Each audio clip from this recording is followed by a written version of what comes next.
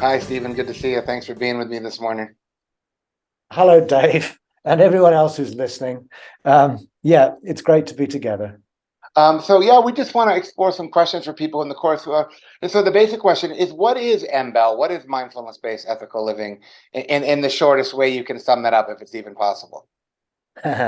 Well, I think one way to look at MBEL is basically as an expansion of other mindfulness-based trainings. Like we're all familiar with MBSR, MBCT, but these are very much approaches that are based on a therapeutic model. In other words, you come with some like anxiety or panic attacks or whatever it might be, and you use mindfulness as an intervention to basically to heal that crisis. Now we can take that into other areas of life, but the main purpose of MBSR and MBCT is fundamentally therapeutic. It's about healing something that is causing us distress or suffering or pain.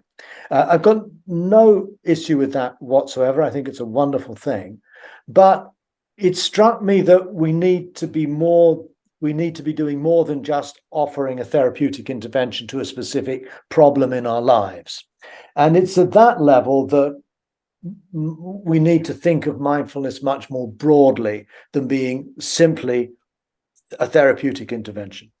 And it seems to me that if we expand our understanding of mindfulness according to how mindfulness operates within the context of the four tasks or the four paths, the four tasks, let's say, embracing suffering, letting go of reactivity, seeing reactivity stop, and cultivating a way of life, then we can see how mindfulness assumes a different role in each of those four tasks.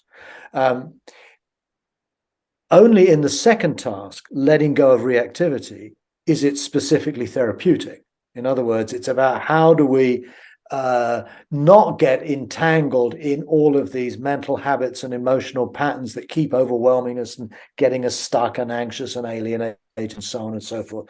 And mindfulness at that level, letting go of reactivity, is quite clearly a therapy. It's a form of healing and curing. But to then assume that exactly the same kind of mindfulness would be applicable to the task of embracing life or seeing the stopping of reactivity or cultivating a path, I think is mistaken. I feel that the Buddha uses mindfulness in different ways according to the particular task of these four tasks that is being performed. So the first task, embracing life, clearly needs mindfulness to be able to embrace life, but it's not a mindfulness that is primarily therapeutic. It's a mindfulness that is existential, I would call it. So an existential mindfulness is being mindful of the condition of your existence, which extends from being aware of the fact that you've been born, you'll get sick, you'll grow old, and you'll die. It's about holding in mind what it is to be a human being in this world now. Now, that's in a practice of meditation, that's something that we clearly base the practice on, that we start with an acceptance of our state of mind, our state of body, our state of feeling, and so on. And that's where we proceed from. So that kind of mindfulness is just is not losing sight of our existential condition. So it's existential mindfulness. The mindfulness that we need to not get caught up in the entanglements of reactivity is a different kind of mindfulness. It requires that we notice the reactivity, that we see it when it occurs, and the earlier we see it, the better. So meditation, which gets the mind calmer, allows us to see the first stirrings of reactive habits, like we're getting angry or we're getting lustful or whatever it is. And then seeing it that way, we can learn to take a step back and just notice it as a process. It's not good, it's not bad, it's simply how conditions are manifesting in this moment now. And that is a very therapeutic usage of mindfulness. But when the mind has calmed down and reactivity has come to some kind of a stop, then you move into another kind of mindfulness again. The mindfulness that sees the stopping of reactivity, when we become mindful of the non-reactive space itself. In the second task, we're being mindful of reactivity so we can let it go. In the third task, we're being mindful of what it's like, what it feels like to be non-reactive, so we can establish another ground in our experience from which to then engage with the world.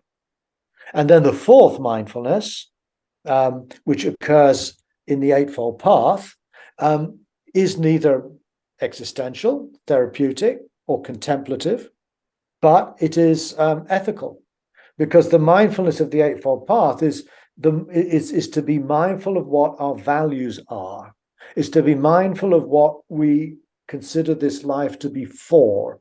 It's to be mindful of our motivations, our resolves, and it's to be mindful of the consequences that our thoughts, our words, and our acts will have on not only ourselves, but other people, on the environment, on the planet, and so forth and so on. So that is a very different kind of mindfulness. It is holding in mind, it's being mindful of your values.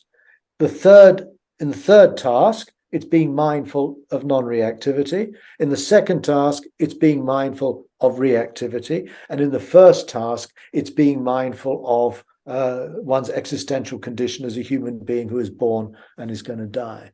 So MBEL starts from there. It starts with a much more elaborated notion of mindfulness. It doesn't think of mindfulness as just one thing. It thinks of it as 4 different ways of operating in the world according to the different tasks that we are engaged in on the path. MBEL, therefore, is a practice that extends the use of mindfulness into the whole of our lives and is not primarily concerned with resolving a problem like panic attacks or depression. It's about enabling us to flourish more fully as human beings in the world. So in other words, it has a positive goal, flourishing, rather than a negative goal of getting rid of anxiety or getting rid of suffering, as the Buddhists might put it. Great. No, that's great. I love it. I love to hear it unpacked that way, because it has different purposes on different occasions for different things, that our life is dynamic. What was your inspiration, or really your motivation behind developing a program like this? Well, it's always difficult to say in retrospect how you arrived at a certain idea. It's something organic, it's something that grows, it's something that is sort of, processed unconsciously for a while, and then suddenly everything kind of falls into place. I think it comes from 2 things. On the one hand, I'm very impressed with the work of Jon Kabat-Zinn and others who have developed these mindfulness-based programs. And one of the reasons that I find that valuable is because they found a way of bringing mindfulness into people's lives without their having to mention Buddhism. It's not anymore a religious practice belonging to a certain world religion. It's simply understood now as it's a common, it's a human commons. It's something we all have in common, and mindfulness is not exclusively the monopoly of Buddhists. So it seemed to me that we need to it would be good to be able to find a similar kind of approach to MBSR, but one that's goes further, that perhaps what could be built onto an MBSR practice. And I think that's also one of the reasons I developed it, because I met many people who come on my retreats or attend workshops, or simply people I meet in the course of my life, who say, I've done an 8-week mindfulness course. It's a fantastic practice. I really enjoy it, but I don't know what to do next. I don't particularly want to become a Buddhist. In fact, a lot of people who do MBSR then knock on the door of their local Buddhist center and then run a mile. It's just not what they're looking for. Right. So what I feel we need is an approach to mindfulness that keeps it within the same secular sphere. In other words, doesn't suddenly become all religious on you, but at the same time extends the use of mindfulness in a way that would be more compatible with a broad Buddhist approach to life. So, in other words, to try to secularize the Buddhist framework in which mindfulness has traditionally been understood, not just to secularize mindfulness itself, but Right. to actually secularize the four truths, which in my language become the four tasks. That's a secular move. And then to interpret each of these tasks as requiring the practice of a particular set of virtues, which is coming from classical Buddhism. But that too is no longer necessarily something we have to refer back to Buddhism to practice. We can do these things whether or not we consider ourselves Buddhists, whether or not we consider ourselves religious. MBEL gives us a sufficiently complex and comprehensive framework for living a flourishing life. Buddhism is kind of irrelevant at that point. So yeah, you're kind of trying to secularize the whole project. Yeah, exactly. So this would be, MBEL in some ways is basically a refinement of the idea of secular Buddhism or secular Dharma. But the difference would be that you could practice MBEL without having to be a secular Buddhist. You don't have to be a Buddhist at all. Right. Buddhism is really not, it's not Nothing in any to do with it, yeah. It's nothing to do with it, really. You may get a lot of inspiration and help from Buddhism, but basically you can do the core practice that I feel the Buddha laid down without having to, in a sense, be involved with with Buddhism as a religion whatsoever. Yeah. Yeah. And the next question, you kind of addressed it a little bit, but I'm just curious for people who are watching this, who might this be for? And maybe you don't even know, but it sounds like you unpacked it a little bit. What kind of person might be drawn or interested or might benefit? Did you have to have a lot of practice? Can you be brand new? Well, what is your thinking on that? Well, it seems to me there are three types of people who could benefit from this. Initially, people who have already established a mindfulness practice in, let's say, a setting of MBSR or one of the other mindfulness trainings, to have a basis in MBSR is the ideal basis for practicing MBEL. You've already kind of got the groundwork laid, and this is MBEL gives you an opportunity now to elaborate and to develop that further. The second group of people who may be drawn to this are people who've been practicing Buddhism for some time, but for whatever reason, it's not working for them. And yet they're not the sort of people who would, be satisfied with MBSR. Maybe you've been practicing Theravada or Tibetan Buddhism for 10 years. MBSR is kind of kid stuff, really, for such people. They're looking for something more embracing, more inclusive, more, in a sense, rigorous than just simple MBSR. So those people would be another community. So in other words, jaded Buddhists, ex-Buddhists, post-Buddhists, people who still deeply value the principles and the values of the Buddhist tradition, but are not comfortable within particular Buddhist traditions or frameworks or schools. And also, of course, you don't have to adopt any of the Buddhist metaphysics of rebirth and karma. That stuff is really just not playing a role at all. And the third group of people who might benefit from this is the largest group because it includes anybody. Anybody who wants to live a fuller, richer, more flourishing, more imaginative, creative, kind, compassionate, and fulfilling life could perhaps benefit from doing an MBEL training. That's a bit of a grandiose statement to make, but I guess that's one of the reasons too that I'm interested in developing these projects, because I think they have a relevance to pretty much anyone who's a human being. I'm with you. Yeah, and just lastly, we're doing this course. It's 8 months. There's going to be 2 7-day retreats. There's going to be a lot of stuff online where you're going to be able to join us online. And being the creator of this and kind of giving it out to the world and letting people kind of work with it the way they want to, myself included. Anything you want to say?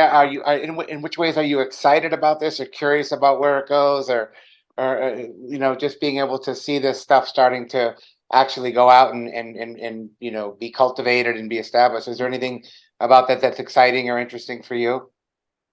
Well, what's the only thing that's really exciting and interesting for me is to is to see how these ideas are then applied in the hands of others.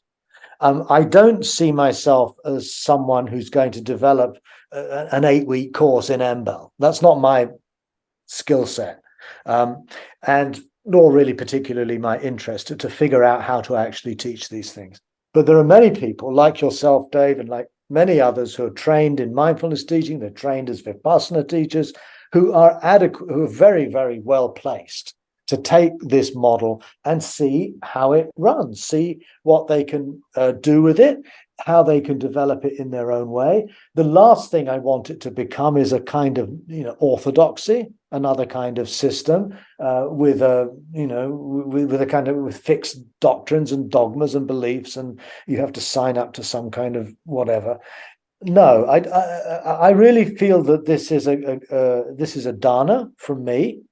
It's a gift to the wider world, and I'm curious to see A, whether it takes off at all, and B, if it does take off, in what way and on what scale. I have no particular fantasy or ambition as to what it should be doing.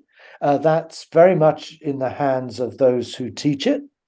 And I want this to be a set of ideas that will empower people rather than make them dependent upon the thought of Stephen Batchelor or some institution that then sets itself up to teach it. I want this to be very much a free gift that people with good intentions and good skill sets can translate into ways of life that will benefit as many people as possible. Thank you. Yeah, no, that's great. And I like the idea that these three kinds of people, because this is who we suspect will sign up for this course. People who don't know anything about mindfulness actually might have less unlearning to do. They might actually, true. Yeah. and then and people who have done MBSR. So we're excited to do this, and I do thank you for your time this morning.